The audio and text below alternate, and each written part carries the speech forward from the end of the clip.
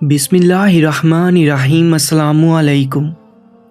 ابن عباس سے روایت ہے کہ حضرت عمر رضی اللہ تعالیٰ عنہ ایک صبح نماز کے لیے مسجد پہنچے تو آپ نے دیکھا کہ ایک شخص محراب میں سویا ہوا ہے۔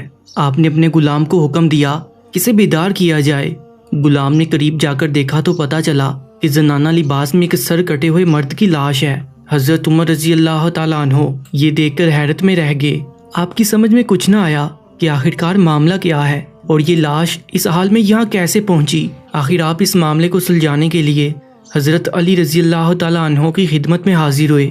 آپ نے تمام واقعہ کو حضرت علی رضی اللہ تعالیٰ عنہ کے سامنے دہرایا۔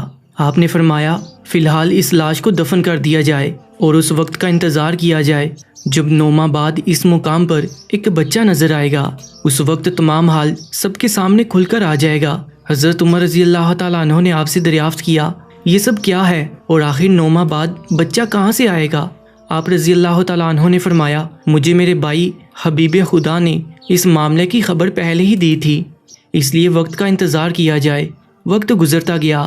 ٹھیک 9 ماہ بعد ایک صبح حضرت عمر رضی اللہ تعالیٰ عنہ مسجد میں داخل ہوئے۔ اسی مقام پر جہاں کچھ عرصہ پہلے ایک سر کٹے ہوئے مرد کی لاش ملی تھی، اسی محراب سے ایک بچے کے رونے کی آواز آئی۔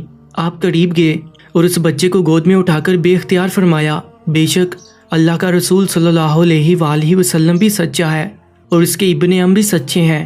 آپ اس بچے کو ساتھ لے کر حضرت علی رضی اللہ تعالیٰ عنہ کے پاس گئے۔ حضرت علی رضی اللہ تعالیٰ عنہ نے فرمایا اس بچے کے لیے ایک انصار داعیہ کا انتظام کیا جائے جو اس بچے کو دودھ پلائے اور اس کا تمام خرچہ بیت المال سے ادا کیا جائے۔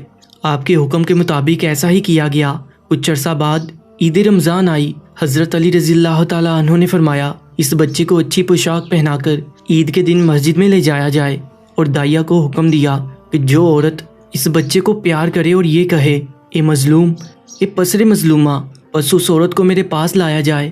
داعیہ آپ کے حکم کے مطابق بچے کو اچھی پوشاک پہنا کر مسجد لے گئی۔ وہاں اس نے دیکھا کہ ایک خوبصورت لڑکی نے آ کر اس بچے کو پیار کیا اور وہی الفاظ دہرائے۔ پھر جب وہ جانے لگی تو داعیہ نے اس کا دامن پکڑ لیا اور کہا کہ میں تجھے حضرت علی امیر المومنین کے پاس لے جاؤں گی۔ لڑکی پریشان ہو گئی اور کہنے لگی خدارا ایسا نہ کر، مجھے حضرت علی رضی اللہ تعالیٰ عنہ کے سامنے نہ لے جا، مجھے شرمندگی ہوگی۔ داعیہ اس کو چھوڑنے پر راضی نہ ہوئی۔ آخر اس لڑکی کو کافی پیسوں اور اچھے کپڑوں کا لالچ دیا اور کہا کہ تو حضرت علی رضی اللہ تعالیٰ عنہ کو کچھ نہ بتانا اور یہ بتانا کہ مجھے کوئی عورت نہیں ملی تھی، اور اگر اس طرح تو عید الاضحیٰ کے دن بھی مجھے اس بچے سے ملا دے گی تو میں تجھے اس سے زیادہ کچھ دوں گی۔ داعیہ اس لالچ میں آ گئی اور وعدہ کیا کہ میں حضرت علی رضی اللہ تعالیٰ عنہ کے سامنے کچھ نہ بتاؤں گی۔ داعیہ حضرت علی رضی اللہ تعالیٰ عنہ کی خدمت میں حاضر ہوئی۔ حضرت علی رضی اللہ تعالیٰ عنہ نے دریافت کیا تو داعیہ نے جواب دیا کہ مسجد میں نہ تو کسی عورت نے اس بچے سے پیار کیا اور نہ ہی کسی نے وہ الفاظ ادا کیے جو آپ نے ارشاد فرمائے تھے۔ آپ نے داعیہ کا کلام سننے کے بعد فرمایا تو سب کچھ جھوٹ کہہ رہی ہے، سچ یہ ہے کہ وہ جوان لڑکی آئی، تو نے اس کا دامن پکڑا، اس لڑکی نے تیرے سامنے التجا کی اور تجھے انعام کا لالچ دیا اور تو مان گئی، اور تو نے وعدہ کیا کہ میں عید الاضحیٰ کے دن پھر اس بچے کو لاؤں گی جس کے عوض وہ لڑکی تجھے بہت سا انعام دے گی۔ آپ رضی اللہ تعالیٰ عنہ کی زبان مبارک سے سچ سننے کے بعد داعیہ گھبرا گئی، عرض کی مجھے معاف فرمائے، اب میں کبھی جھوٹ نہ کہوں گی، آپ حکم دیں تو میں اس عورت کو گرفتار کر کے آپ کی خدمت میں حاضر کروں۔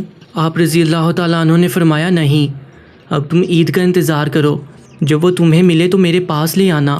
بس وقت گزرتا گیا۔ عید الاضحیٰ کا دن آیا۔ داعیہ بچے کو اچھی پوشاک پہنا کر مسجد لے گئی۔ ابھی کچھ دیر ہی گزری تھی کہ وہ جوان لڑکی آئی اور بچے کو اپنی گود میں لے کر پیار کرنے لگی۔ داعیہ نے اس کا دامن پکڑ لیا اور کہا آج میں تجھے حضرت علی رضی اللہ تعالیٰ عنہ کے پاس ضرور لے جاؤں گی۔ لڑکی نے لاکھ کہا مگر داعیہ نہ مانی۔ آخر داعیہ اس لڑکی کو ساتھ لے کر حضرت علی رضی اللہ تعالیٰ عنہ کی خدمت میں حاضر ہوئی۔ لڑکی حضرت علی رضی اللہ تعالیٰ عنہ کے سامنے حاضر ہوئی۔ آپ نے اس سے مخاطب ہو کر فرمایا جو کچھ گزرا ہے میں بیان کروں یا تم کرو گی؟ لڑکی نے عرض کی میں خود بیان کرتی ہوں۔ لڑکی نے بیان شروع کیا میرا باپ عامر بن سعد جو رسول خدا صلی اللہ علیہ وآلہ وسلم کی ہم رکابی میں شہید ہوئے، میری ماں حضرت ابو بکر رضی اللہ تعالیٰ عنہ کے دور میں انتقال کر گئی، میں تنہا رہ گئی، ہمسائے کی لڑکیوں کے ساتھ مانوس ہو کر انہی کے ساتھ وقت گزارتی رہی۔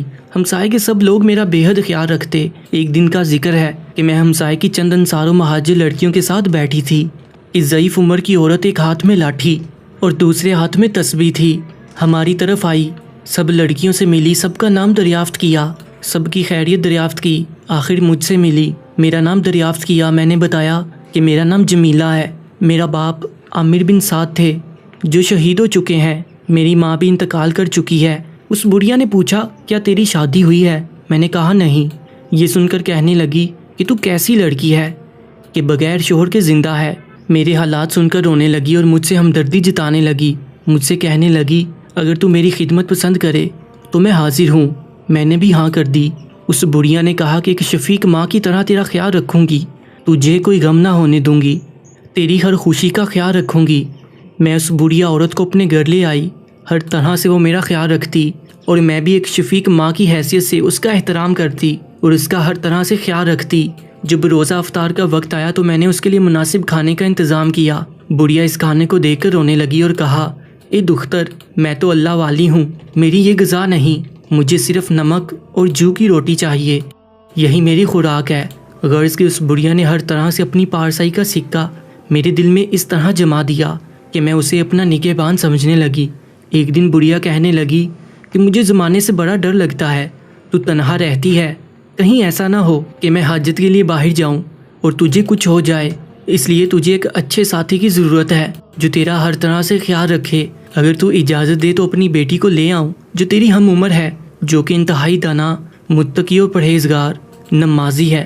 میں نے اس لڑکی کی اتنی تعریف سنی تو بے اختیار کہا کہ اسے فوراً لے آؤ، اس طرح میرا دل بھی بہل جائے گا اور اس صحبت سے اچھے اثرات مرتب ہوں گے۔ بڑھیا میرے اصرار پر اسی وقت ہی اپنی بیٹی کو لینے کے لیے روانہ ہوئی۔ کچھ دیر بعد تنہا ہی واپس آئی تو میں نے آتے ہی پوچھا میری بہن کو کیوں نہیں لائی؟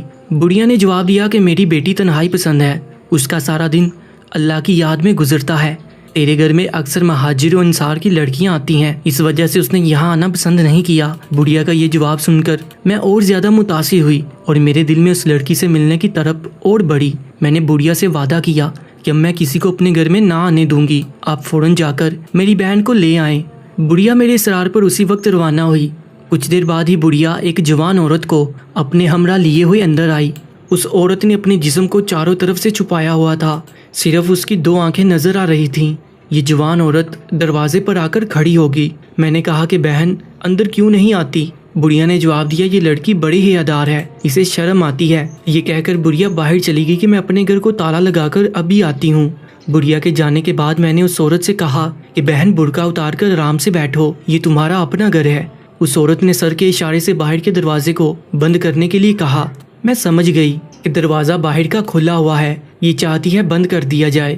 میں دروازہ بند کر کے اندر کے کمرے میں داخل ہوئی۔ وہ عورت اسی طرح کپڑا لپیٹے پلنگ پر بیٹھی تھی۔ میں نے ہاتھ سے اس کی چادر کھینچ لی۔ چادر کھینچتے ہی یہ دیکھ کر میں پریشان ہو گئی کہ یہ عورت نہیں بلکہ سیاہ داڑھی والا ایک بلند قامت مضبوط جسم کا ایک مرد ہے۔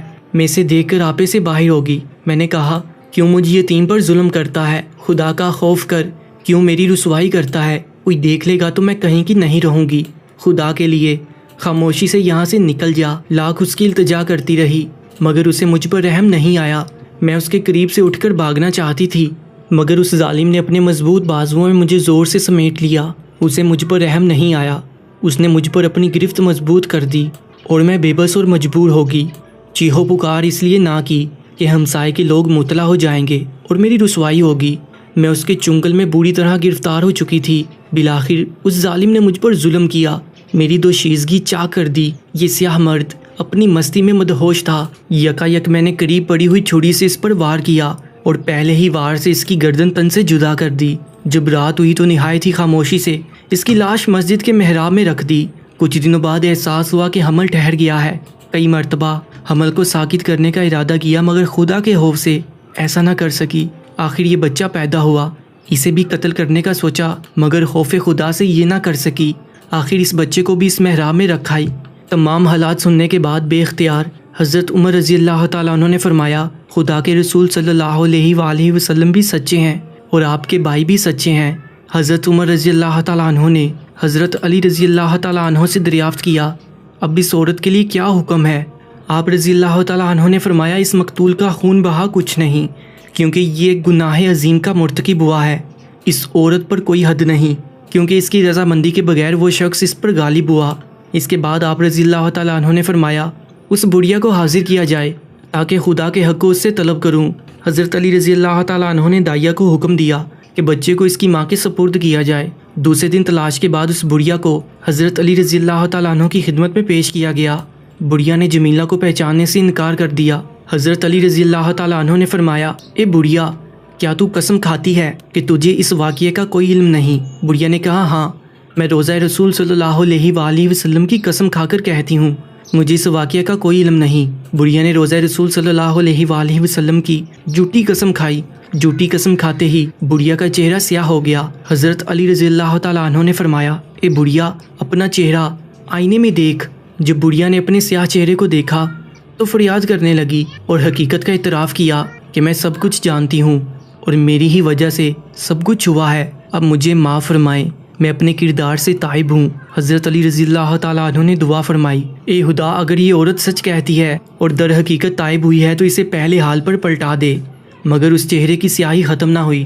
تب حضرت علی رضی اللہ تعالیٰ عنہ نے فرمایا اے ملونہ، تو کس طرح تائب ہوئی ہے کہ خدا نے تجھے معاف ہی نہیں کیا؟